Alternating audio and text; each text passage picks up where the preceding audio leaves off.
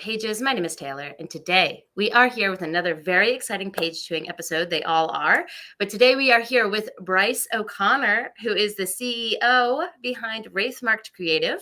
If you've been living under a rock and haven't heard about them, I would like to let Bryce do a little self-introduction and let us know who he is, what he does in the book space. Maybe tell us a little bit about Wraithmarked.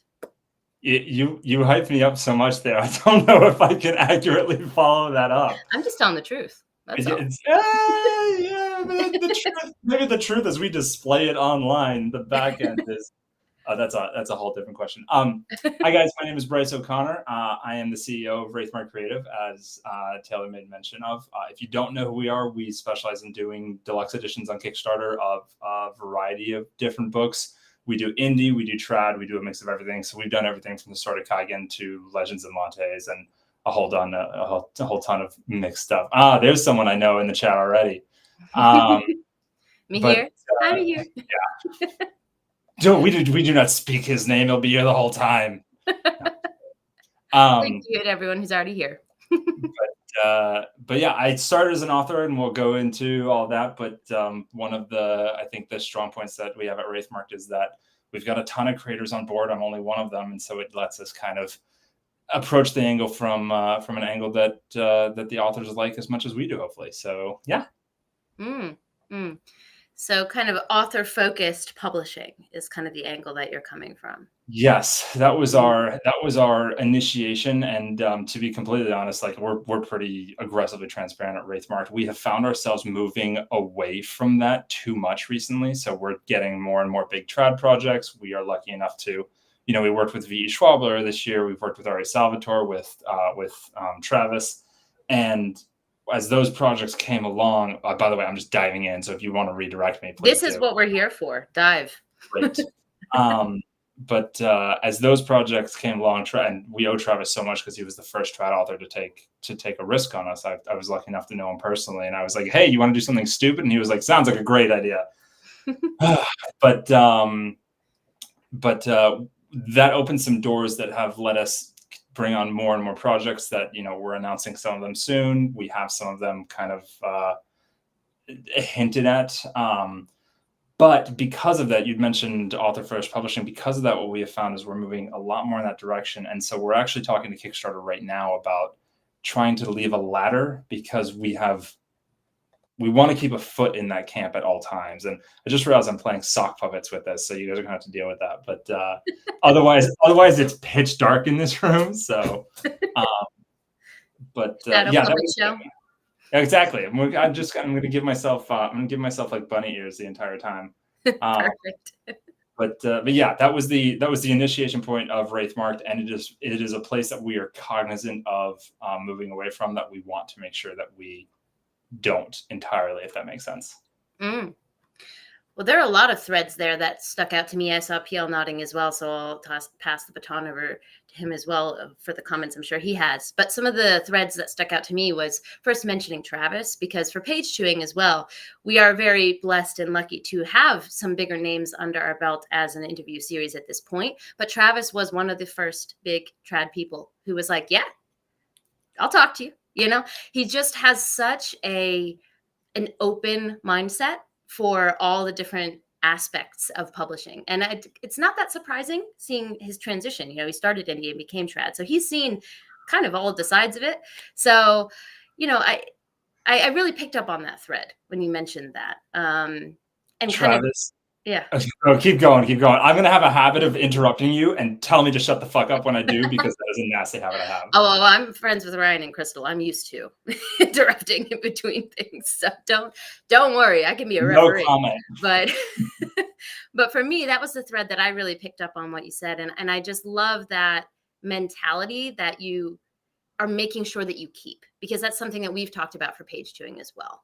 We want to make sure that you leave a ladder, pay tribute to the roots, to the people who got you where you are. Crabs in a bucket is not helping anyone. And just before I go away from Travis, apparently it wasn't such a stupid idea, because your Kickstarter killed it with Legends of Montes, and apparently it was a very nice addition. So Yes, yeah, it's I don't know if I'll be able to show it with the lighting that I have, but we finally, yeah, I hold on, I'm gonna blind myself here. Oh, that's even worse.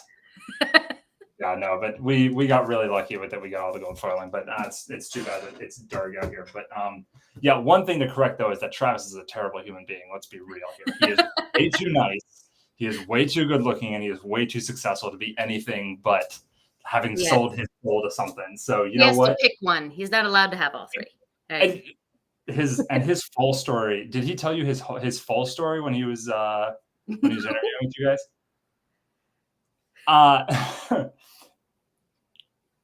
Travis decided to become one of the world's most successful audiobook narrators after being an incredibly successful video game creator.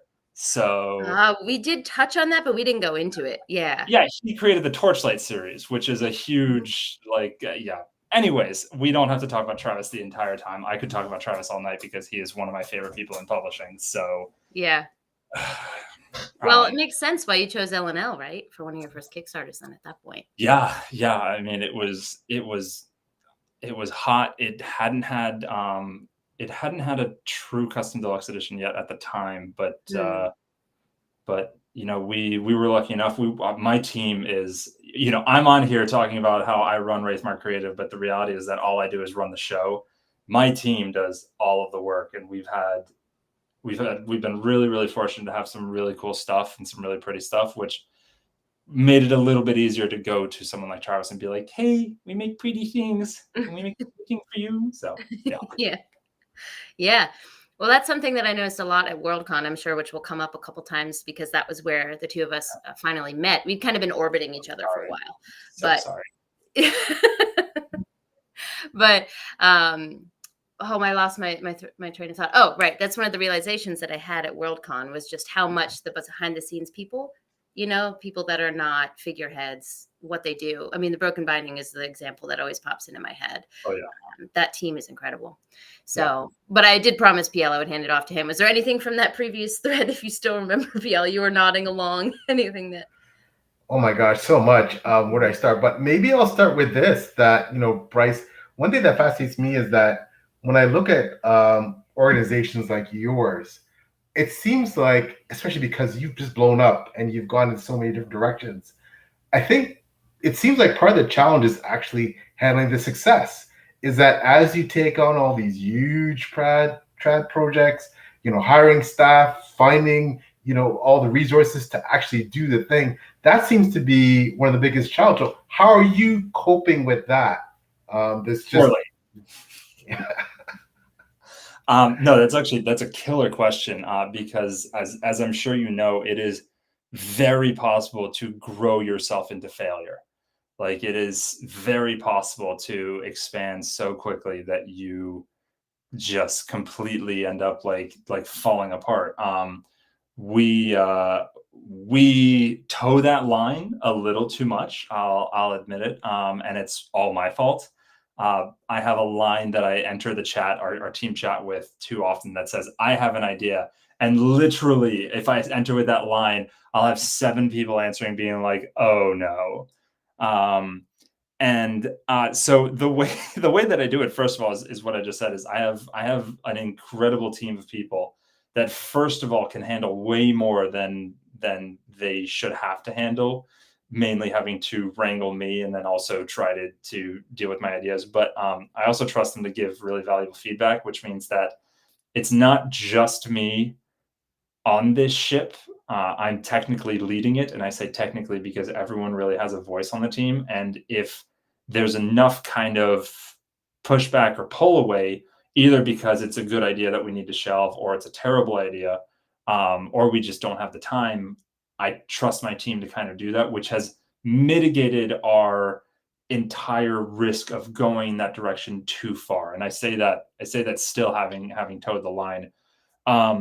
The other aspect to do it, and this is going to sound really kind of silly and dumb, but working with the best people that we can in the industry makes it a lot easier. So working with the people that we want to work with and working with the people that we trust and know and have like really good reputations, just like Felix Ortiz as an example.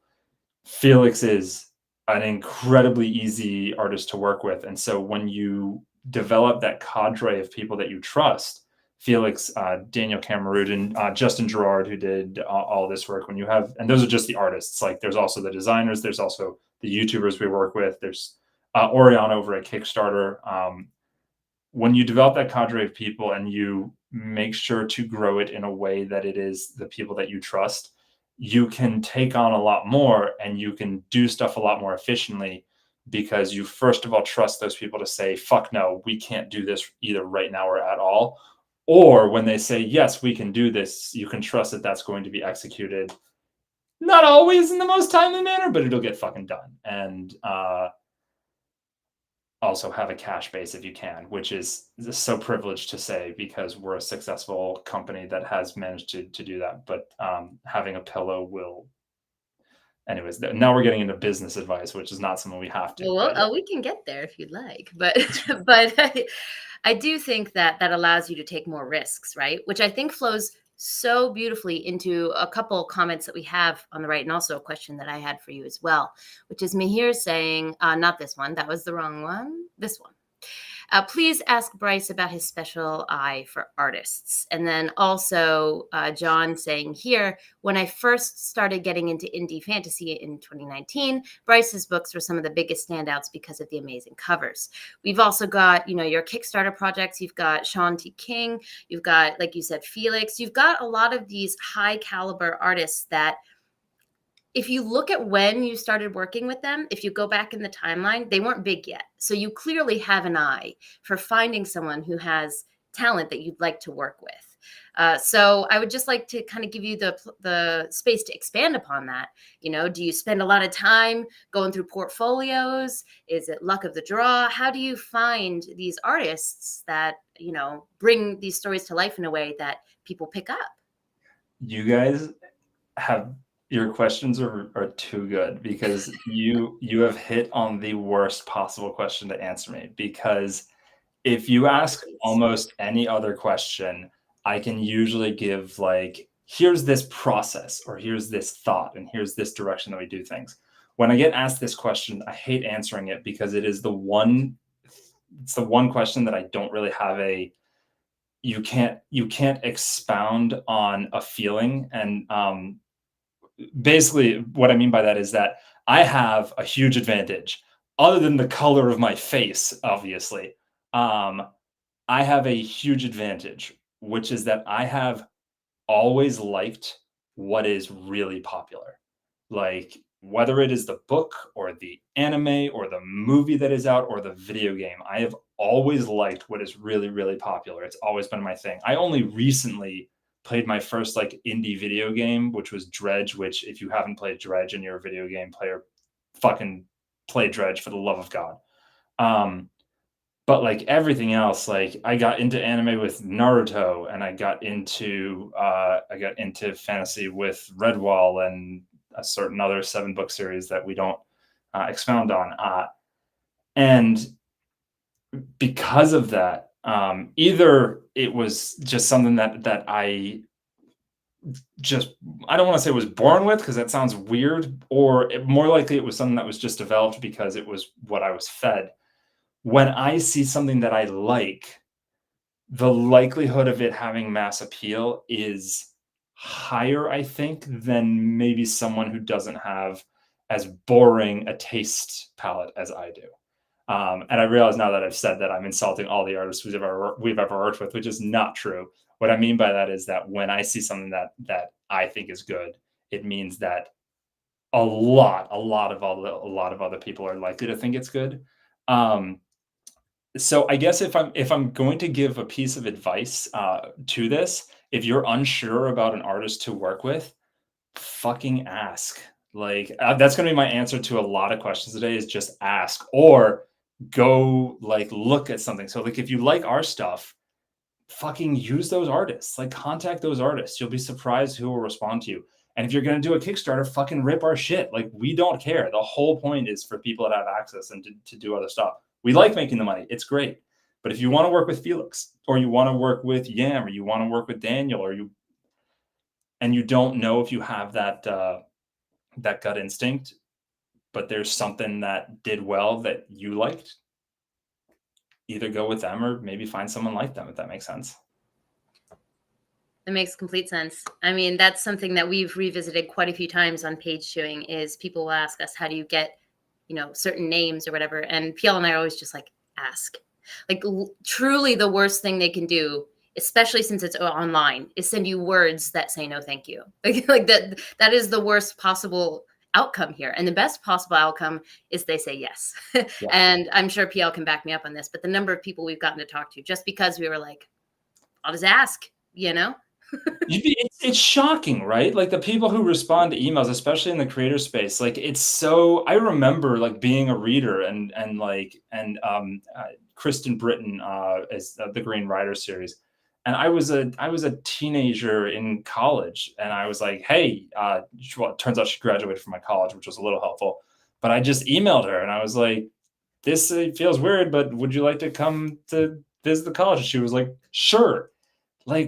Like people are huge. I hate to say like people like me, like, because I'm tiny compared to a lot of the people that we work with, but like public figures, even especially in the microcosms of like publishing and writing, are just people. You would be shocked who will respond to you, even if it is just like you said, even if it's, hey, sorry, can't do it. Yeah. And often those hey sorries are also respectful. They're not dismissive, which is also something that has been a pleasant surprise through doing this. Yeah, the just ask, that hit true. It really did. Also, just before we move away from art and covers, we have a couple comments here. The first one says, indie fantasy covers have been putting trad pub covers to shame. Their money to lose, I say. Look no further than Dungeon Crawler Carl's minimalist cover. Listen, there's two sets of covers that send me into a fit of rage. One of them is N.K. Jemison's covers for the Broken Earth trilogy. Those paperback covers, they did her so dirty, because anyone who's read that series knows the potential, right, of what can be done there. And then you look at Curious King's editions of those books and you're like, this is what's possible. I don't have the money for Curious King, but still, like, this is what's possible, Yeah, and the other one would be A Dowry of Blood. That indie cover is stunning. And then the trad cover, they just went a completely different way. Now, I do know some people who like the trad cover. That does appeal to some. But for my personal taste, the indie cover for that is incredible. But I do find that there's a different taste, for sure, between indie and trad. And I do see people leaning more towards indie. I don't know if either of you have noticed that as well. I don't know, PL, if you've noticed that, but... Well, I think, with Bryce's outfit, Wraithmarked Creative, with Broken Binding, with Waterstones, with anyone in the game now, you really have to come correct with your covers, because outside of that, then you have indie authors, just getting some of the top-notch artists out there and spending the money and going, there's thousands and thousands and thousands of books being published every day, especially in indie fantasy, sci-fi, etc. I need to stand out. I'm going to spend $3,000 to get this artist to do my cover. That can potentially make the difference between having 50 to 100 or 200, 300 pre-order sales and having 5. So I think the cover thing has really become a thing. Yes, I mean, do minimalistic covers, do they age well? Yes, they do. But come on, man, like, everybody wants that pizzazz, that wow cover that just grabs you, right? And that when you're putting your stuff out on Amazon and you're wondering if anybody's going to buy it, when you get that one cover that says, oh man, your cover is so great, and that starts something going, and people talk. It's social media now, right? Instantaneous. Someone on the other side of the world sees that comment somewhere and goes, that cover is great. Let me see that cover. Let me see the cover. How many times have we gone on just surfing, like, oh, I heard that cover is dope. Ooh, that's nice. Sometimes, and many times, it's an impulse buy, right? So yeah, covers are really, they're a game changer. So So I have to tread really carefully when it comes to talking about covers, especially in trad. Mm, So because first of all, so we were lucky enough that we work with all big five publishers. So I have some thoughts on various covers, and I have to tread carefully. What I am unabashed about is the stuff that I like, and I'm going to get flack for this. I actually really like Matt's cover. I really like the Dungeon Crawler Carl cover. okay. It is minimalist, but the color palette hits and it pops on the shelf. So if we want to get into a discussion about design, deluxe editions are cheating because deluxe editions are not competing for notice on a shelf. Hmm. We typically have a platform that we're like, hey, we're doing a cool edition of this thing. And there's a portion of people who we could literally like smear blood on a page. Actually, that's a terrible example because people would love that. But I could literally have Arrow like lick a cover into being and I'd be like, this is Legends of Lantes, and there are people who are going to buy that. I wouldn't recommend it, just to clarify. That's not a thing that I would recommend doing, but it is a reality. But more importantly is that we are going to be guiding people to the book as opposed to the book having to pull people in quite as much. Um, Setting those aside, therefore, when you're talking about covers of indie versus trad, you're talking about two different mediums that you have to design a cover for. This is something that I think a lot of indie authors don't realize, is that indie authors design their covers based on what they see on the shelf at Barnes & Noble, which is a really good instinct because that's where you see, sorry, I should say it's a really logical instinct because that's where you see the books that you like and you see the books that you pick up.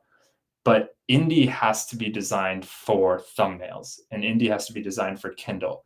So when you see covers like the ones that we do for indie and that a lot of other people will do for indie, you'll typically have it's sci-fi fantasy. It's a little bit different, obviously, for romance and horror and the like. But the ones that will often do well will have a primary central character element that stands out in a thumbnail. And then when you pull into it and click on it, it pulls up a lot more detail, which is not the only way to do it correctly, but it is a way to do it correctly.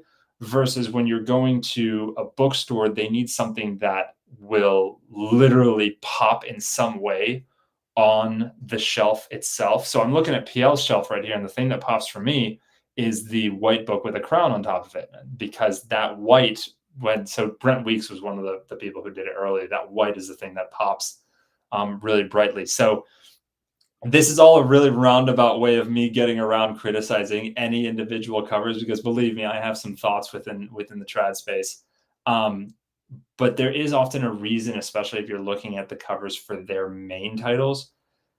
For their not main titles, we're just going to skate over that completely, as much as I wish I didn't have to. But for their main titles, they usually actually put a decent amount of thought into it, and it may be what is working in the moment, even if it's not working for us.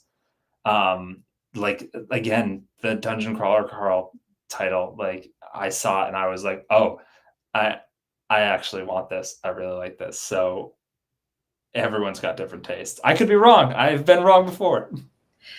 Well, that's why I said, specifically with the Dowry of Blood, I know people who do prefer that cover. It is more minimalistic. And a good point that I think you made is the idea of cohesiveness. That's something that maybe a smaller indie publisher or an individual publisher doesn't have to think about, cohesive look across a company or a publishing branch. So I can definitely see some of the points that come across.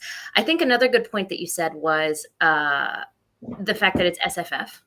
So like we like swords and flashy things and details and world building, right? So let me see the details in the background. Maybe someone who isn't into SFF might not feel that way. So it's good to have that perspective, to think about it that way.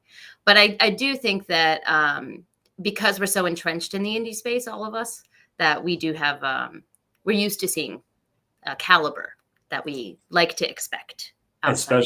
Especially recently, yeah. When I first entered, which was almost 10 years ago, it was not quite the same, and it's been really cool to see it kind of develop over time. Well, Daniel also said here, I like Blood Over Brighthaven's cover, so that's one at least. Another one too is the Foundry Side. If we're going to stay positive, the Foundry Side series, kind of similar to Blood Over Brighthaven. Stunning. Love those covers. The Blood Over Brighthaven stuff. So So we were talking about Broken Binding earlier. I have been very fortunate to see some of the art that they have coming for their edition, which they're beating us to market to, by the way, because if we were going to do an edition, not saying that we are, but if we were, they would get theirs out earlier. And how dare what Patrick done looks, and obviously the artist that he worked with, who I'm totally blanking right now, but oh my God, that edition is, I'm going to own that edition before we get to put our own edition out. Well, that's kind of, rising tides lift all boats, right? Yeah. Very much so. Yeah. Did you want to say something, PL? I think I cut you off there. I didn't mean to. No problem. I did want to ask Bryce about a bit about how he got into this whole thing. I know obviously you're an author, but when I ask you this, I also want to kind of qualify the question with, you clearly got in because you're an author, love for writing, love for books, and now this has gone, maybe in the direction you predicted, but maybe not. But has that, I don't want to say compromise, but has that somewhat thwarted your ability to write your own stuff and put your own stuff out? And do you feel that that's something missing? Or is that something that, just logical progression, love where it's going, and if I don't write as much, that's okay? Like, how do you feel about that? So you guys, these are fucking excellent fucking questions. This is a complicated answer. Because the answer is that yes, it has affected my ability to write. I am so incredibly fortunate to have a really understanding and really forgiving audience. My Patreon has a rule. So if you're looking at serialized fiction on Patreon, you'll typically have people putting out 2 to 3 chapters a week. My Patreon, I tell them, hey guys, I'm going to get a chapter out usually every 1 to 2 weeks. It may be even longer. We've had 3-week waits for different chapters. And that is because most of them know that I am not a full-time writer. I did a very weird transition of being a full-time physical therapist to a full-time writer to a part-time writer again with a full-time job. And so it has negatively impacted my ability to write. But you asked if I think that's a bad thing, which is a really interesting follow-up question to that, because my answer is no. You will be shocked to find out after this entire conversation, I have a pretty nasty case of ADHD. And I am physically uncomfortable when I get bored or lack stimulation in some way. And that happens when I'm writing the same thing for too long. And even when I was a full-time writer, I was writing a maximum of 4 hours a day. I physically cannot write more than that. It just doesn't work that way. And I didn't like that. That's going to sound incredibly privileged because full-time writers, the 4 hours a day, anybody would love to work 4 hours a day. And I'm totally aware of that. But with Wraithmarked, I have a very regimented schedule. I posted it on Reddit a while ago, but basically with some flexibility from 5:15 to like 7 p.m. at night, I am booked to the quarter hour almost. And that has done wonders for my productivity. I'm still slow as fucking like ice melting, but when it comes to my consistency, it's been really, really good. And when it comes to my mental health and my enjoyment of what I'm writing, it's been really, really good. I think my roughs are worse than they were when I was just focusing on writing, but I'm enjoying writing more. And the clean books, once I get through editing and once I get to put everything together, it just takes a little bit longer. But so that's a great fucking question because it's definitely impacted me. But I don't think it's impacted me in a bad way, but that's also my personal opinion. My subreddit may have a very different answer. Well, I think that makes sense to me. I don't have ADHD, but I do have the personality where if I haven't planned or scheduled something, I feel like I need to fill that space. It's something I'm working on, okay? But it is how I function. So I really resonate with the idea of feeling fulfilled when you have a full day, right? And even though a good example for this might be I recently had a baby just over a year ago, and I was a stay-at-home mom for a year. Yay, miracle of life. But I was a stay-at-home mom for a year, which is work, just unpaid work. But because it wasn't scheduled, for me, I struggled to feel like I did something that day. And so I feel like even though motherhood and writing are very different, that make your own schedule aspect of it, and then having to make yourself feel like I definitely did something today. I resonate with that. So I think that, your answer really connected with me there. Page chewing has done that for me as well. When you have deadlines and you're working with people, you can't procrastinate. It takes that option off the table. So I feel that. My dog was the first initiation of that, was having to get out and do walks. But also, this is a totally random tangent, but I have to get it out of my head. Did you ever see the breakdown of the value of a stay-at-home parent, Taylor? No, and you should look into it, because it's incredible, because they it's an entire breakdown of like, here's the value of like babysitting, here's the value of a private grocery shopper, here's the value of a private cook, and it's like $220,000 a year if you were to hire all of those, and it puts things into perspective real quick. Oh yes, and I'm very lucky to have never felt that was taken for granted, but I know a lot of people who are not so lucky. But yeah, I think that would help any stay-at-home parent to be able to put it in that perspective. Before we move away from your writing schedule and Patreon and things like that, I would like to say I did delve into your Patreon. You've got over 6,000 patrons, and it seems to be very busy, very engaged community, which we love that for you. But this is connected to that, which says, how fun is it to watch users on Patreon and Reddit speculate about your stories as you're writing them? And does this speculation ever get implemented? And the reason that I really wanted to bring this up is we have talked before, PL and I, he's also an author, as you know, but he's talked about the fun part is people speculating on his book and thinking about maybe all the red herrings, but he's already done with the book. We're reading it after. So it must be a really interesting, intriguing process to do that along the way. It very much is. I really, really like it.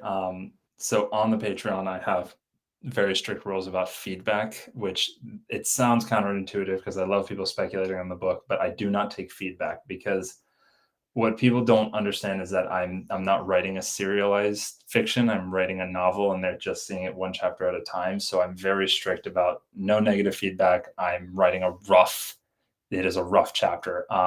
So there's this kind of balance within my community that they have come to terms with that in a pretty good way. And I absolutely love the speculation. When it comes to stuff that is implemented, that's an interesting question, because kind of like new and wild concepts that are out there, not so much. I don't really know where the world is going. I am a 9 out of 10 pantser. The only author I know of who seems to pants more than me is RJ Barker, because RJ is wild like that. But so when there's all these theories that are happening, it also makes me feel a little predictable sometimes, because I'll be going through and like 4 of the comments will be exactly what is happening next, and I'm like, motherfucker. But on the whole, the wilder and crazier stuff does not get implemented. I have a direction that I kind of want to go in, so things don't usually twist. What does happen though, and I think that the patrons will appreciate this, especially when they see, like, I do version 2s of chapters after I do editing and stuff, is the number of fucking times that I forget a critical element of my own story. Like the number of times that, like, so in my current project Stormweaver, my characters have like different archetypes of combat. So there's like Saber and Brawler and Mauler and all these things. And I'll get comments that are like, I thought this critical character was this type of whatever. And I'll read that and be like, yeah, it's because they fucking are, and I'm a goddamn moron. And I have to go back through, and I have to edit, and I have to clean, and I have to get it set. So the number of times that has happened, and I've literally like restructured some things because I'm an idiot. So I appreciate it. It's like they're like my living wiki for my own stuff. I will get comments that's like, well, this quote from book 1 with this person doing this says that this is whatever. And I'll have completely forgotten that. And I'll be like, right, I need to change that thing because that's a thing. So that gets implemented, and that gets implemented like every single day. But the new stuff, not so much. I'll take names though. I've stolen names from people. I've asked for permission and been like, hey, I like your name. Can I have it? I I've seen have it. people name farm on Twitter. They're like, who wants to be in my book? And everyone's like, me. I just texted my friend David Ashura. I was like, hey, I need a name. And he just like, this one. And I was like, great. Done. Done instead of soldier number 2. Yeah. But I'm interested to hear PL's thoughts on this, because I feel like, I mean, when you say you're a 9 out of 10 pantser, PL is the opposite. I don't want to speak for him, but I do know the man well enough to know that. And so I think it takes a different type of bravery. Uh-oh, we lost Bryce. We can't be friends. A different type of bravery to do that in real time. You have to have very thick skin, I think, to be able to take that feedback in real time. And we talked about before that you do have thick skin. But I'm curious, from PL's perspective, who's the exact opposite side of the spectrum, what's your reaction to Bryce's comments about real-time feedback like that? I think it's amazing. And as you know, it is a big world out there with a lot of different types of people, a lot of different types of writers, a lot of different types of reading tastes. And there is more than enough room for as many pantsers and as many plotters as there can be with all the thousands of books that are being published every single minute. So it's all good, man. It's more about what works for you. Right. My personality is very much, it's got to be planned out. And I am obsessive that way. I have an issue. That's my issue, that everything has to be planned out to the letter. I'm writing a 7-book series right now. And, it's very involved. So on every level, everything has to fit like a puzzle piece, because especially with the political intrigue and all those machinations, it's, like I said, it's so intricate. I can't take the chance that I don't have continuity with this plot that starts in book 1 and finishes in book 6, right? So, but that's me, but it's all about what works for you. And it's all about what your readership and what your audience likes. The people who read my books, they want that level of, but that's not necessary in other books, right? So it's all good, man. There's room for all of us, right? I literally just the other day, by the way, I'm not muting myself between, but can you guys hear me echo back at all? Yeah. Or is it okay? No, not at all. No, Just our habit. I literally just like 2 or 3 days ago just put a post up on my subreddit about this exact thought, where I was like, if you are a pantser and you like pantsing, don't let someone tell you don't do that. But I was like, everybody should try plotting. Like, I think that plotting is probably the better way of doing things. I lose track of things all the time. We literally just spent 5 minutes of me rambling about how I forget my characters' names and stuff. I once killed a character and wrote like 4 chapters with them alive again until someone caught it, and I had to rewrite the whole book. So I totally get that, and the dangers of plotting or the dangers of pantsing, because I wish I could be a plotter. But yeah, no. That's just a big thing about the publishing space, is like, there is no right way to publish and to find success. There's a lot of wrong ways, and even then there's exceptions. But there is no like right way. And if I ever started a YouTube channel, the first video I ever want to do, and I might do this, is I want to do a video that's like how to guarantee success on Kindle and unlimited. And then like just pull down a sign, and it's just number 1 is like, there is no way to do that, and basically tear apart everybody who does like, there's this way to do, this is how you should do that. Fuck that shit. Yeah, no, I completely agree that it's what works for you, and that takes exploration. And you should try everything. But yeah, do you? Well, I think there's a difference between like best practice, or what you think might be best practice depending on the person's situation, versus just saying this is the only way to do it. Right. So again, just might be a weird connection, but go with me here. Makeup also has no rules, but there are best practices. Right. So you should probably put your foundation on before you put your blush on. Otherwise, it's going to hide your blush, right? So there are best practices to doing artistry, but no one's going to tell you that you absolutely cannot do that, right? Or no one should tell you that. I'm really glad that you use the term artistry there, because of late, my Instagram reels are full of makeup artists, because there's one artist, I don't even know what her name is, but she does the most intricate, ridiculous stuff, and she does like the work through. And I was at least in my adulthood, I've never been someone who's like, makeup is for whatever. But like, what people can do with like that medium is absolutely incredible. Like, it's nuts. Yeah, it really is. It's so inspiring. It's a shame that they have to wash that off, essentially. Like, I don't blame them for taking 50,000 reels, because it is such a liminal thing. You know, you can't keep that for posterity because it's on your face. But yeah, people have such talent. They really do. Yeah. Yeah. Artistry. That's it's one of the beauties of it, actually, I think. But anyways, we're talking about makeup tutorials now. But speaking of art, Jeff Brown is here. Hi, Jeff. Jeff is one of the incredibly talented artists that Yes. that at some point Wraithmarked is definitely going to be doing something with. Yes, I love his cityscapes. The scale, oh, fantastic. For anyone who's watching the Dragon Award this year. Sorry, I keep interrupting you, but shout out to Jeff. No, it's cool. I think we're saying the same thing, yeah. which is that he's done a lot of the recent Broken Binding. You know, he did the Dragon Bone chair for those covers. So for those of you who don't know, Jeff's famous. So famous. Jeff says hello again.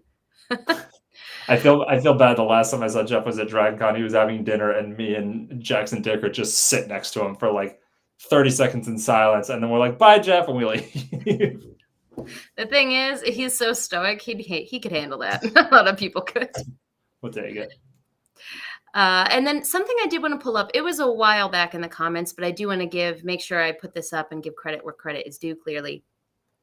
Which is, I'm so appreciative of embracing diversity by utilizing audiobooks. I think this is when we were talking about Wraithmarked specifically.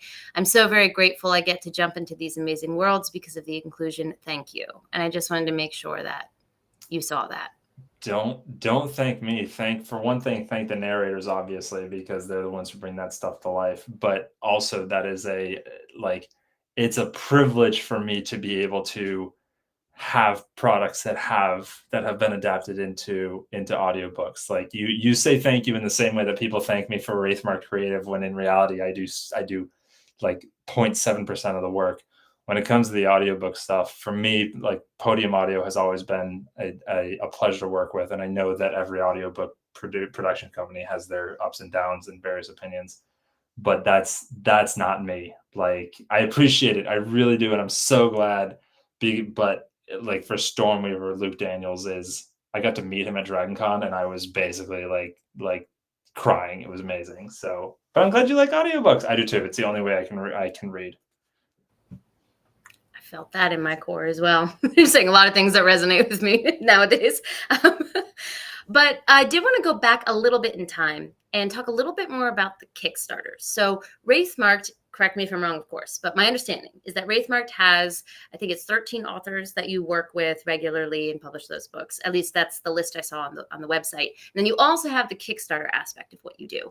And while they're under the same name, they seem a bit different in the way that you handle them. So one, I'm curious how you decided, you know what, let's do Kickstarters, not just a publishing company. And also how different it is to manage those two different aspects of the same creative company.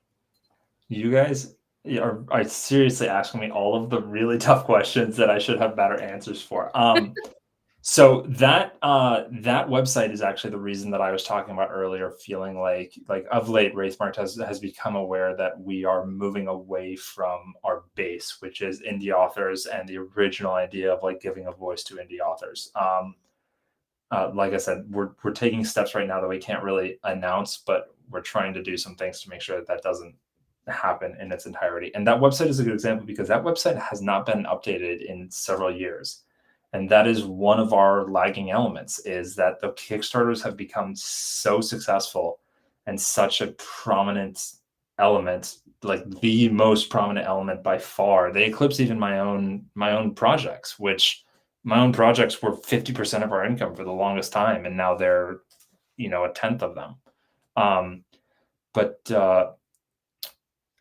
it's exactly that comparison that is why we have been aware for probably just as long as other people have been kind of ruminating about it, of the fact that that we have kind of moved away from that traditional publishing space. We moved away for other reasons initially too. Our technique for publishing books, basically there was a massive change to Amazon that completely changed how we could successfully publish books. And around the same time,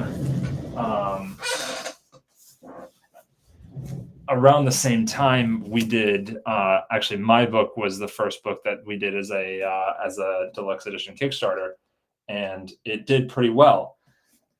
And we saw that, and we were kind of like, huh, if we can do that for Bryce's stuff, can we do it for other people's stuff?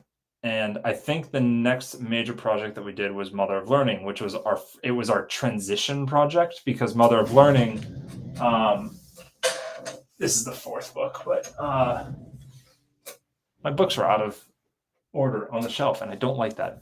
But Mother of Learning, we published the ebook of it, and we partnered with Podium to publish the audiobook of it. But we also did a Kickstarter for this print run, which we printed in the US or the UK, because that's where we print all of our stuff. And that did really well. That did like 170K.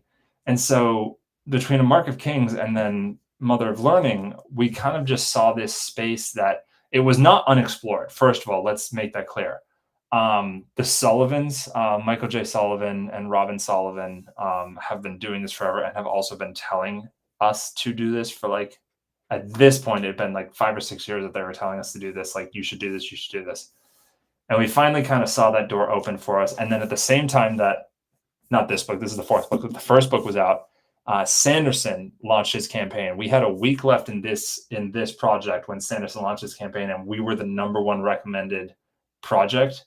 And I literally just tweeted the other day, there was someone who was complaining about Sanderson doing Kickstarters, and I was like, fuck off. Like, it's for so many reasons, fuck off. But I showed a graph of like where we were when Sanderson launched and then where we were after Sanderson launched.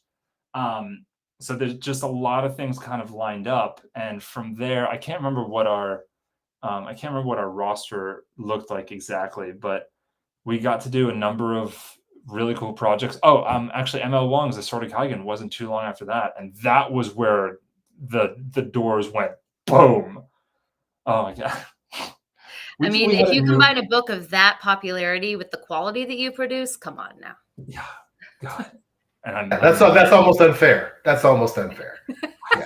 Yeah. And Felix's incredible art there, and I'm rambling. Did I answer the question at all? You did. Yeah. You did. Yeah. The difference between the two avenues of Wraithmarked. Yes. Yeah. Also, Jeff said, ask him fun questions like, Bryce, why are you so cute? So I had to put that up there. I was cute before I lost my hair. Like I used to, I did all right in college, and then, yeah. This chat is very informative on covers and the like. Always enjoy them. Thank you for being here. Yeah. I mean, that's why we wanted to get Bryce on. Swivel, swivel, I guess referring to you moving around in your chair. You're lucky I'm not like bouncing. We also have here to support PL Stuart. Hey, Jackson, what's up, Jackson? Thanks, brother. Great guy. Tell Jackson the only reason I'm allowing him to stay in this chat is because he's supporting PL. Otherwise, he can get banned. He can leave. Yes. Tell him to leave. Goodbye, Jackson. Ooh, you got kicked out of the chat by someone who's not the host. Yeah. I'm gonna find a way. I'm hacking. I'm taking over just to kick Jackson Dickert out of the chat. The effort that would take. So, I mean, we will probably swing back to talking a little bit more about publishing and the book space as well. And I do want to get to reading. God forbid we all talk about reading the things that we produce and enjoy.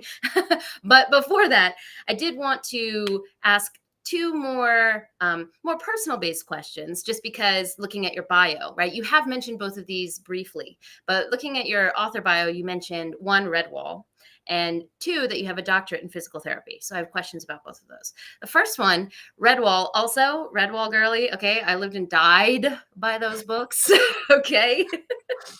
I even did a whole project in 6th grade where I was a little cartographer and I made a map of it and presented it to the class. Okay. So the artistic skills weren't there. So I learned in that moment, but I did my best. So I'm curious, for as someone who's also a fellow Redwall lover, do you have a favorite memory, impression, character, kind of experience with that series that has stayed with you to today? I am never going to have an interview like this ever again. It's like you guys did like decades of research on me. That's the best compliment I think I've ever received. I can die happy now. You're gonna understand why after I answer this question. Redwall is the beginning, and even if you hadn't asked me if I had a favorite memory, I would have told you about. So my entire family is French, like French off the boat French. And so my grandmother lives in France in a house, or she did. She recently, she's older now, so she recently moved out. But she lived in a house that was like 400 years old. And when I was a kid, I was like 8 or 10, something like that. My grandmother had this old giant bed that it would be considered a king now, but like this thing was so old that this was done before they had standardized sizes. And it had this pull out. It had 2 beds under the bed, and they would roll out. Like I wish I could explain that. Like this bed is like 200 years old. It's not this. So this trundle bed would roll out. And I remember being in this bed and reading by candlelight because my grandmother had already gone to sleep and her ancient light had gone out. So I was reading by candlelight and I read Redwall. It was the first like true novelized book that I had read, as far as I am aware. I know it was before some other major influences of mine. And I remember this moment vividly and distinctly of just the incredible, it's my first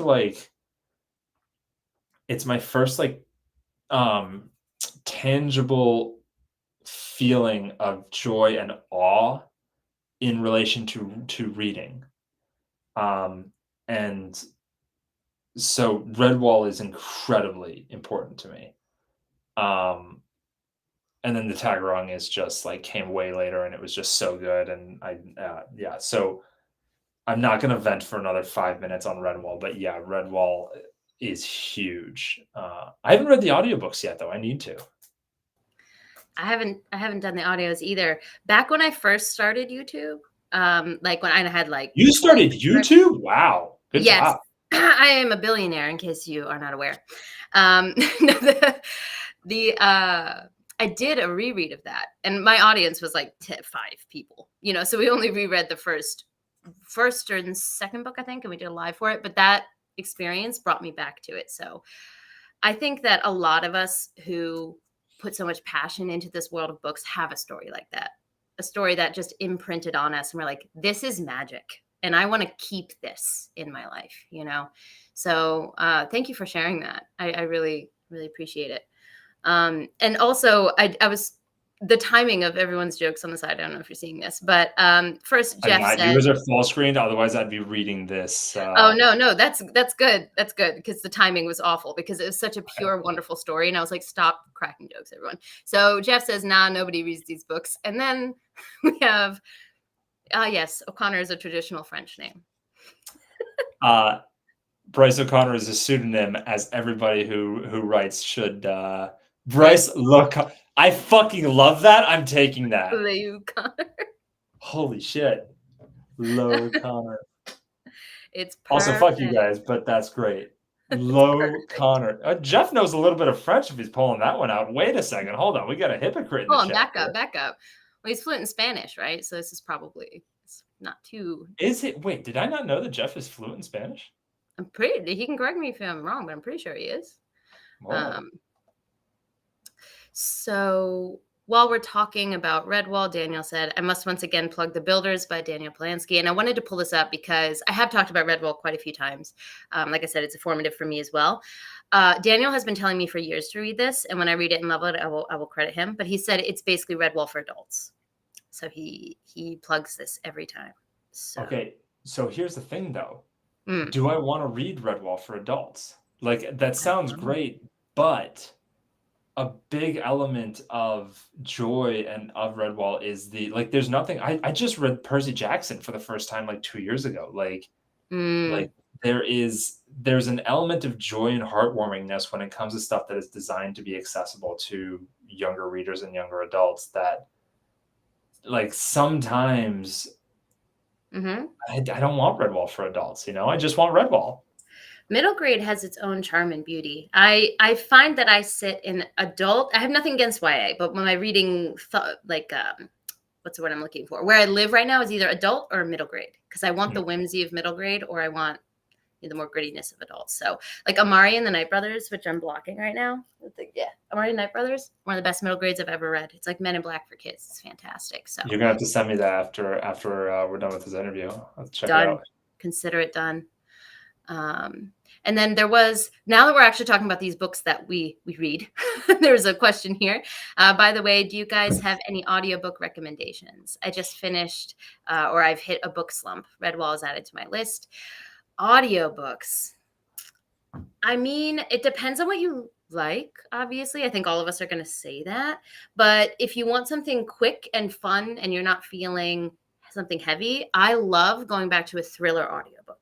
Like if you'll go outside of SFF, thrillers translate so well to audio. So if you just want something quick to get you in the reading mood again, I would recommend picking up a thriller that interests you. If you want something a bit more ethereal but short, again, thinking of reading slump, I would recommend Nevo's series of short novellas. The first one is The Empress of Salt and Fortune. Fantastic audio, and they translate really well from the short fiction. I don't know about you guys, if you've got anything. I can go forever. So PL, if you got a short list, go, because I'm not going to go for 5 minutes. But audio, I physically can't read anymore because of my ADHD. It's a problem. So audio is where I am.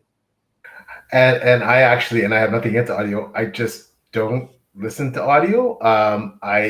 Even my own audiobooks. I know we can't. I'm going to lose the opportunity to be friends with Bryce. But I will say this. One of the audiobooks that I actually have listened to, one of very few, I've maybe listened to 10 in my lifetime, including my own, is actually historical fiction, and it's one of my favorite series. It's Bernard Cornwell. My favorite authors, it's the Saxon stories. Most people know what colloquially is The Last Kingdom from the TV show, and those audiobooks are awesome. I listened to, I think, the first two, and they're really well done. So that's probably my rec.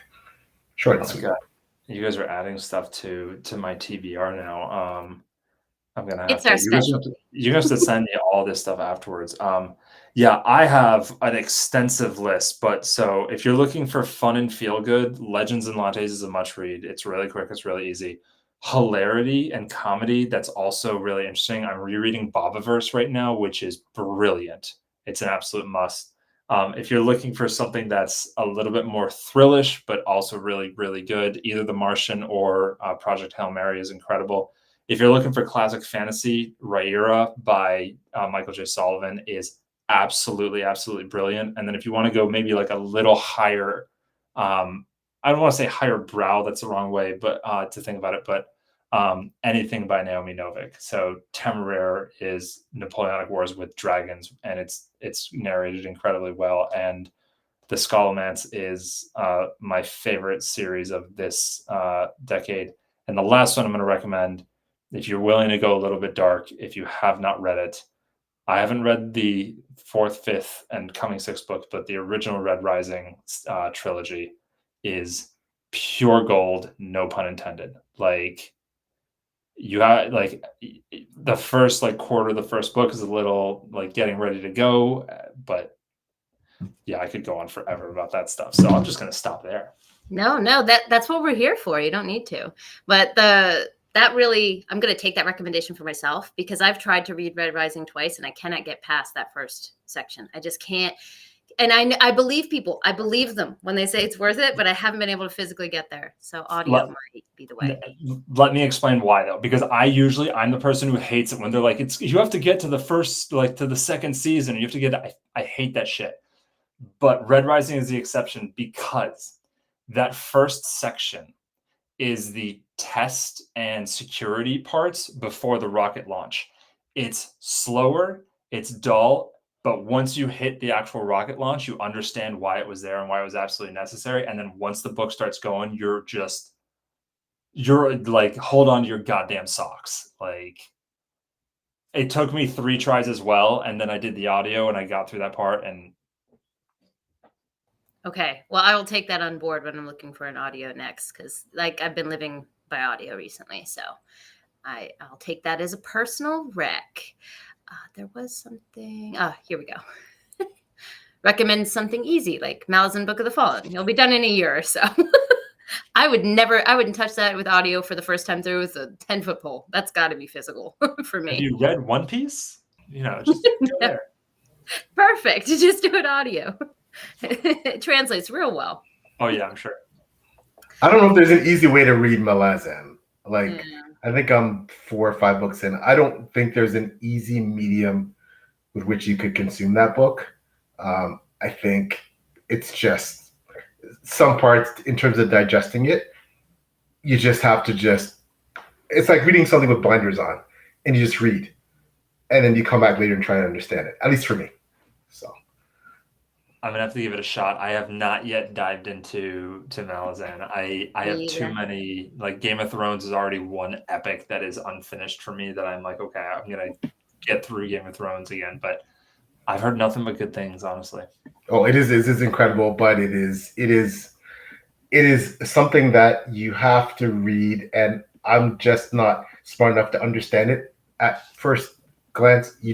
I read it, and then I come back, and then I assess what I read. But it's brilliant. That doesn't sell me on it, because if you're not smart enough to understand it, there is no way in hell I am smart enough to understand it. Well, I am notoriously absolute ass at buddy reads, but maybe one day, Bryce, you and I could do a buddy read. We can bounce it off of each other. You do not want a buddy read with me. I am as slow at reading as I am at writing. It takes me, my ex could read, she was the smartest woman that I know, could read just like straight down the page. And it takes me 5 minutes to read a blurb. Like, yeah. Okay. Well, maybe we'll just reflect on it after we both get through it then. But I did want to go back, if we recall before, I had one other question about your doctorate in physical therapy, right? So something that interests me greatly is the subjectivity of reading. And depending on what you know, like what you're really good at in your life, something might bother you in a book or stick out to you in a book that wouldn't stick out to someone else. For me, this is Japanese. My husband's Japanese. I speak it. So if there's Japanese in a book, I'm going to be harsher on it than I would be if there was another language. And I know this about myself. So keep it in mind when I read books that have that, right? Because it's kind of unfair to have such a level, of expectation that I wouldn't have elsewhere, right? So it can also be a positive thing, right? You're interested in something because it's written really well, and you're like, oh my God, this is something I love, and it's done really well here, and I love that about it. So for you, clearly, you know about physicality, you know about the body, you know about possibly combat based on that. So I'm curious that when you read books, do you ever have a moment where you're like, that physically doesn't make sense? Like, bodies don't move that way. Do you ever have that, or the opposite, where you're like, this person knows how the body works? I love this. Yes.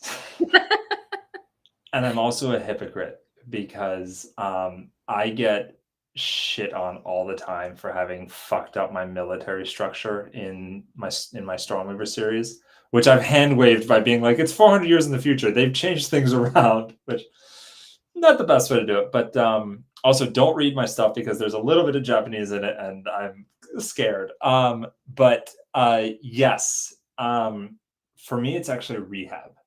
So body movement, anatomy, stuff like that. I feel like we're exposed enough to that in like science fiction, fantasy movies and the like, that people have a general grasp of it if they don't do a ton of research into it. And even then, you're reading fantasy, like, it's okay if like they throw the sword and it stabs someone through the back. We're not here for that to be ultra realistic, right? And yet I'm also full of shit because injuries in science fiction and fantasy are difficult for me to vibe with because I know too much about anatomy and I know too much about the inner workings of the body. So like my favorite is when people take a shot to the shoulder. Like, PL, have you ever written like someone taking an arrow to the shoulder just out of curiosity? I my thing about battles is that, and I'm no expert. I mean, my degree's in medieval literature, minor history, and I do my best to craft as realistic as possible ancient battles. And I feel like when it comes to things like arrows, typically those are things that they should just kill you, right? Yeah, you might get shot in the shoulder, you might get shot in the leg, but the trajectory of arrows is such that they were. I'm talking about like long bows and things like that, not crossbows. But I mean, typically it's they hit you in an exposed part, an eye socket, your mouth, your neck, and those are usually kill shots. So I don't have a lot of those. Oh, the hero shot in the arrow and with an arrow, and he gets up and yanks it out and keeps fighting. Usually, you get hit with a arrow, you're going down, right? So that's just how that's more because of all my research and everything I've read about ancient battles. What usually happens when you get hurt with certain weapons, depending on where it hits you, that typically it's not just an injury, right? You typically don't keep on fighting. So because that causes major trauma. I'm no doctor, I don't have your background, but typically those things really mess you up and they stop you. So this is super interesting though, because you're an extra layer above me of just like unbelievability, because so you're talking about just broadly the injury that I'm even talking about is something that is less likely to happen than I was even aware of. So that's great to know. I'm going to take that into account. For me, the specifics of the injury, like someone gets stabbed or shot in the shoulder, or like people also like to do like injuries here.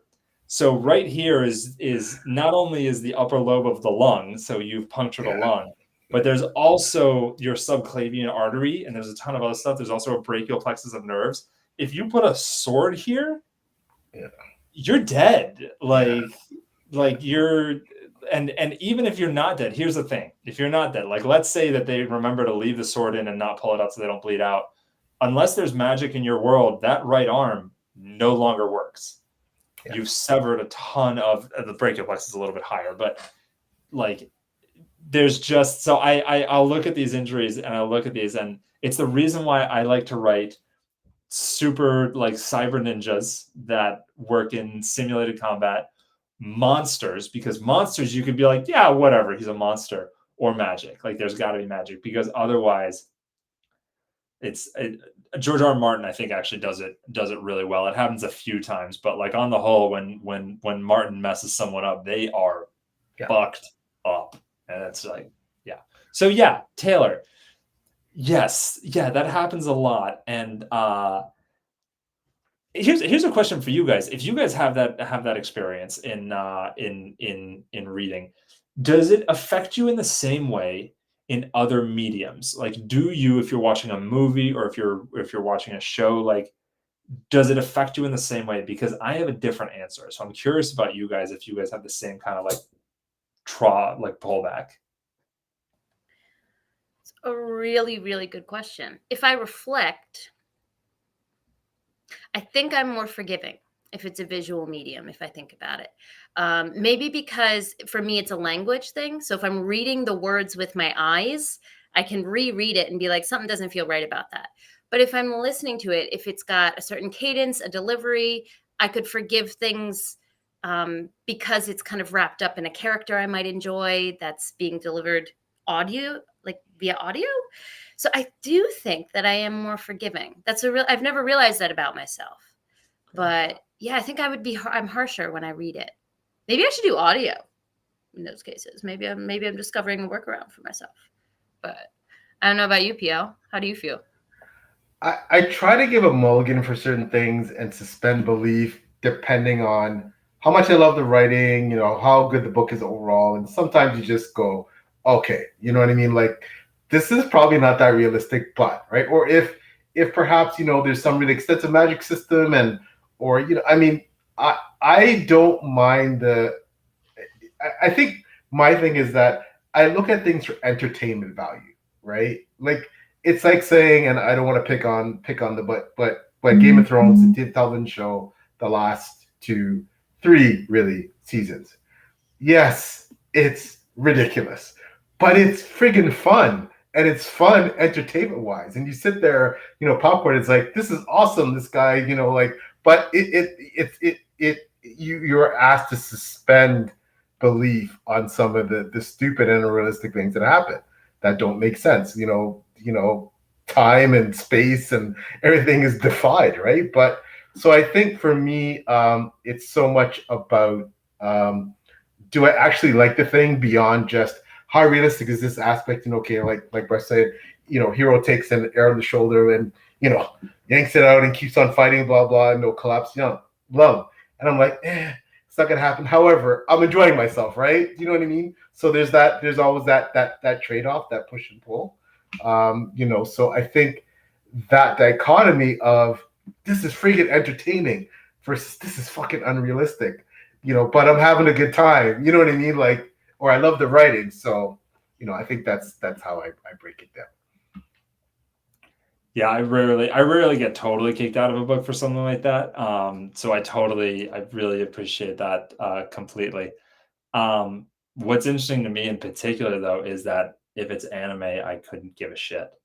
And I think it's because of the actual visual aspect of it. So if I'm reading or if I'm listening to an audiobook, in my head, there's a bit more of a realistic kind of movie going on. Like, and so in a movie too, if someone like pulls an arrow out of their shoulder, I'm like, come on, dude.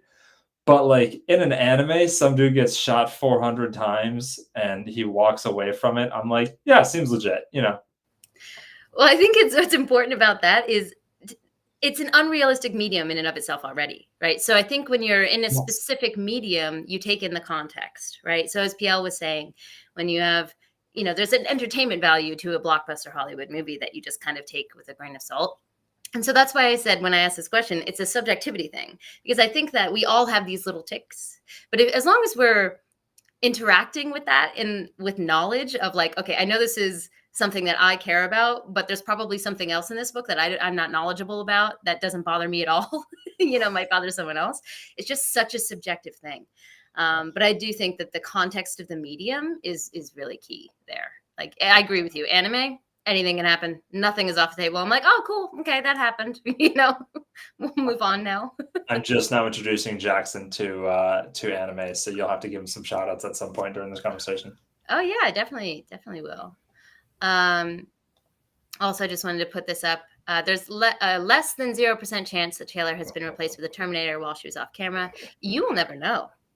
So you just have to deal with that uncertainty. There's less than a 0% chance? Very minuscule chance, but you'll never know if it actually happened. Then Daniel says, if we did injuries too realistically in fantasy, a lot of books would just be dominated by the protagonist suffering aches and pains. It's getting old fast. This is a little too loud, okay? Because I wake up in pain sometimes now for no reason. So quick shout out to Aching God by Mike Schell. Aching God has an atypical. Have you read it, PL? Yeah. It's the book that started Wraithmarked. I did an entire video for his recent Kickstarter about this. Like, it's the book that made me want to start Wraithmarked because it did not get nearly as much love as, to bring it back to the conversation, it's a book that didn't get nearly as much love as it should have, and it's got an atypical narrator who's an older character, and aches and pains are an actual like realistic part of his world and his age, and fucking love it.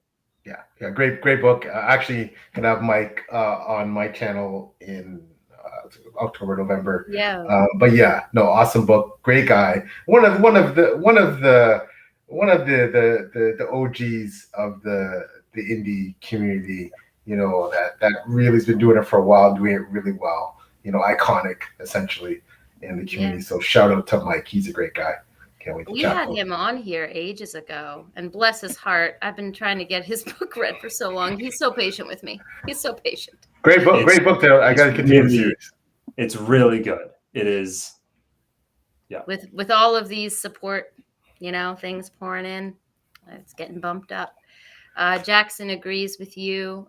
Cracks me up every time gets an arrow in the shoulder in fantasy, like, oh, there's a collapsed lung. It's funny. I actually wrote a scene almost exactly with that, where the character gets a knife, a slim blade in the shoulder, but like more on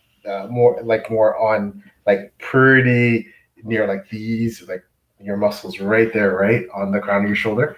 And but different from getting it over here. But then their shoulders fucked up from there, right? It's screwed, right?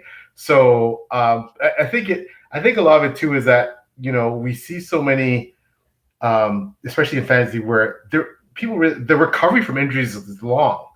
Not to give away spoilers for my book. Taylor, you read it, where one of my characters gets a gut wound, and it takes them a year to recover because. You got to worry about potential sepsis, and it's not just the next day I'm fine. You got stabbed in the gut, right?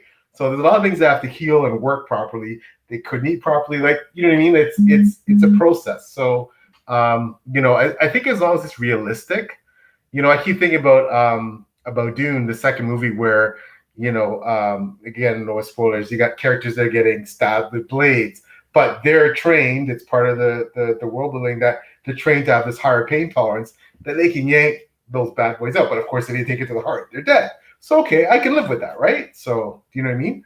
Especially because the action's so good, right? Yeah. So there's that popcorn aspect, you're like, it's fine. I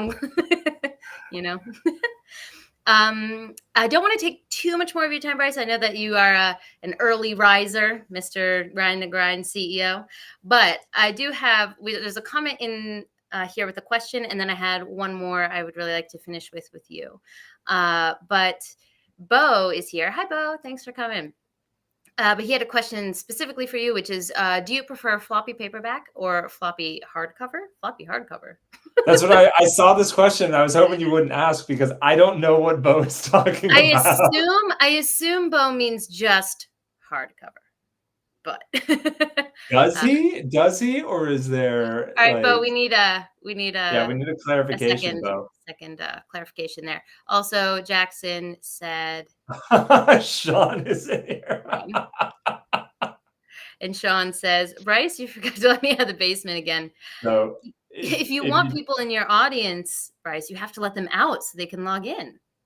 So if you don't know who Sean is our designer. Sean is the reason that Wraithmarked exists. He is the reason why all of our stuff looks as good as it does, other than the artist. He's also the one who half the time has to be like, no, that's a terrible idea. let's do it my way. And he's right. Sorry. You need that pushback, right? Not you specifically, but people. Tell him he's late, and then I was talking about that earlier. Tell him I listened. I will support that, Sean. He was mentioning that his team is who keeps him in line. So, but while we hopefully get a little bit of clarification from Bo about the question, mine is I like to ask readers who come on here. I know that you don't necessarily have a YouTube channel where people can watch your reviews of things, but maybe because you're such a core part of Wraithmarked, people having an idea of what your tastes are would be helpful for them to know kind of what you're interested in. So I'm not asking for a top 10 because we forget everything we've read when these questions are asked. But if you could give a snapshot of 3 to 5 books that might capture your taste, all the aspects of your taste. Do you want me to re-repeat some of the stuff that I did earlier for the audiobooks? You absolutely can, if that's what you think is the best representation. This is such a horrible question for you to ask me, because it puts me on the spot to make sure that I'm going to forget people. Oh, well, it doesn't have to be a shout out. No, it's totally fine. Red Rising is very high on that list. Okay. I would love to work with Pierce at some point, but he's a very busy guy. So,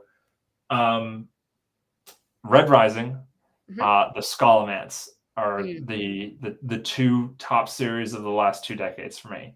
mm, mm. Bobiverse is an absolute ton of fun. Who else can I'm trying to like pick like very carefully. Well, it can just be current tastes. Maybe there's an audiobook that really hit for you. Just what are you feeling recently? I'm gonna give you one more. Okay. Everybody, every fantasy reader and author hopeful should read The Lions of Al Rassan by Guy Gabriel Kay. Yeah. PL's It been is GGK is, I haven't read Lines of Our Song, but I have logic. GGK is a chef's kiss. it is not my favorite fantasy book I've ever read. It is probably the best fantasy book I've ever read. It is the only fantasy book that I got so engrossed to the audiobook that I just found myself just like stopping and staring into space as he literally creates like a painting. Like we all paint with our words, but GGK does something just literally magical. And The Lines of Al Rassan. It's also an atypical MC. It's a female doctor that uses ancient medical practices that don't hold water nowadays, but she's intelligent, she's smart, she has an active role and impact in the world.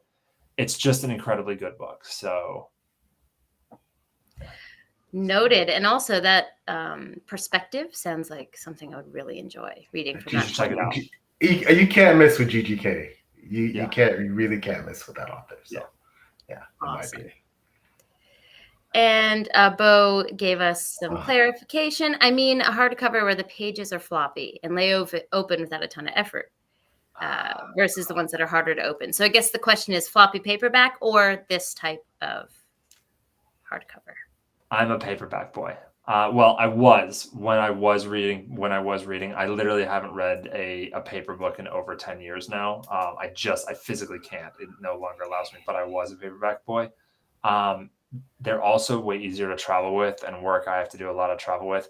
Or I could be like Oriana over at Kickstarter, who I love to death, but I'm going to shout out because she cuts her goddamn books in half in order to travel more easily. She does not. She does. And this is a thing that I give her shit for every time. She has I thought that was like a meme. I didn't know people really did that.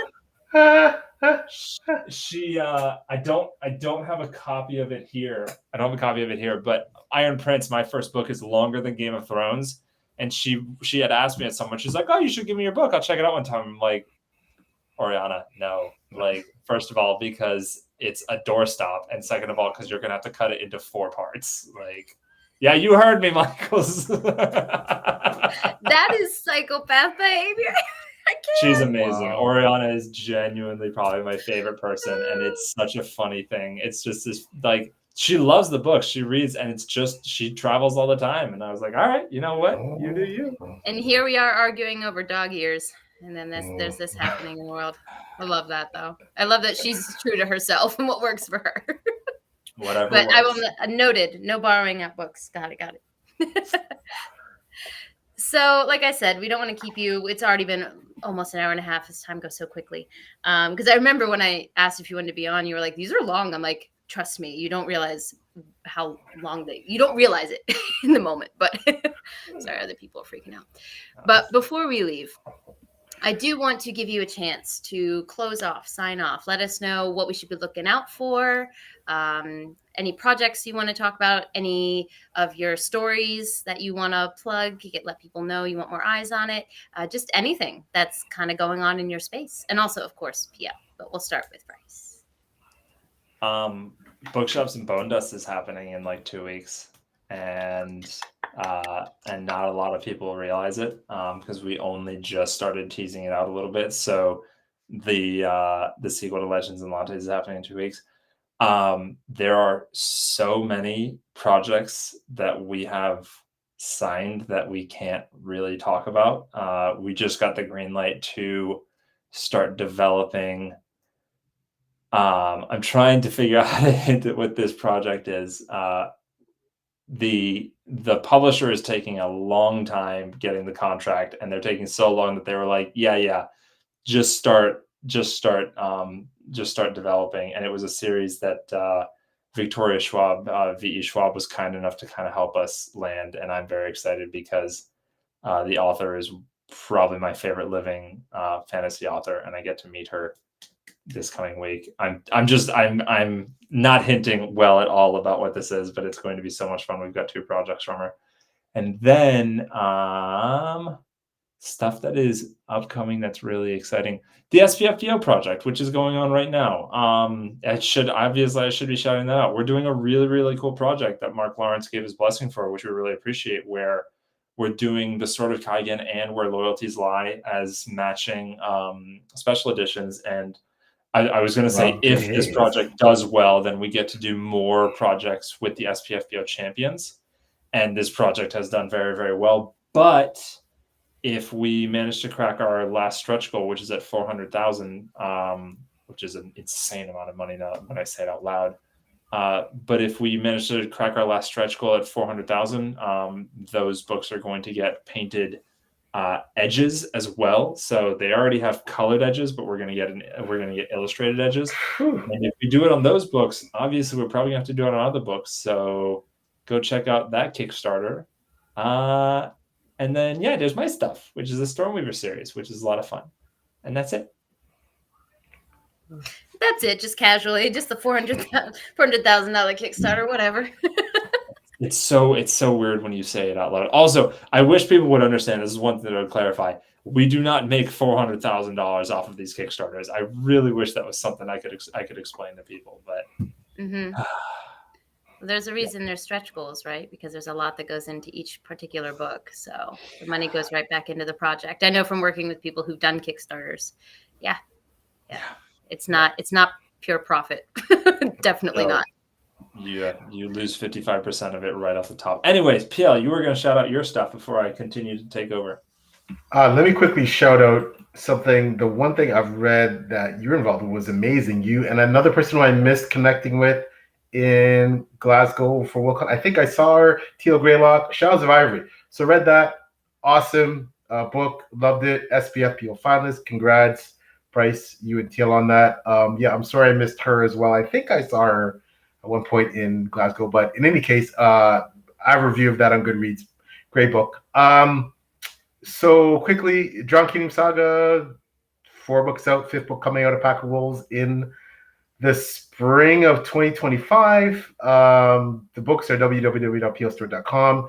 Most time you can find me beside my wonderful co-hosts that way, Taylor, on her channel or mine, doing page tuning. My own channel, 6 Elemental Interviews, where I also interview great creatives in the space, and Twitter at PLStuartWright, same for Instagram and Facebook. So that is me. Okay, so if you are here for Bryce, welcome. My name is Taylor. This is my channel, Made Between the Pages. I do book reviews. I do vlogs about my life in Japan as well. There's a Worldcon vlog coming out, and Bryce is in it. PL was supposed to be in it, but he was in slow-mo. So my sincerest apologies, PL, because it was a really good segment. But that vlog has been a journey. So that will be coming out soon. I'm also a SPFPO judge. I'm an assistant editor over at Before We Go blog as well. I'm kind of all over the community at the moment. But thank you so much for joining us for Page Chewing. This series is my heart. So we love doing this. And I'm just so thankful that Bryce gave us his time, that he was willing to come on. You do so much in the community, Bryce, and it's wonderful to be able to hear your perspective on things. My team does so much for the community. I am a pretty bald figurehead is all I am. Well, the team behind you, which maybe we can get your team on here to talk to them, because they deserve to be talked to as well if they'd like to. I'd love that. Yeah, we would love that as well. And Jeff also says, awesome interview. Thanks for being here, Jeff. Thanks everyone for being here, truly, because the chat is what makes this what it is. So we're just so thankful that you come and join us live. But you can look for the updated Page Chewing schedule. We release it every month. We've got some big episodes in October, so look out for that schedule on Twitter. It'll be shared on both of our channels. But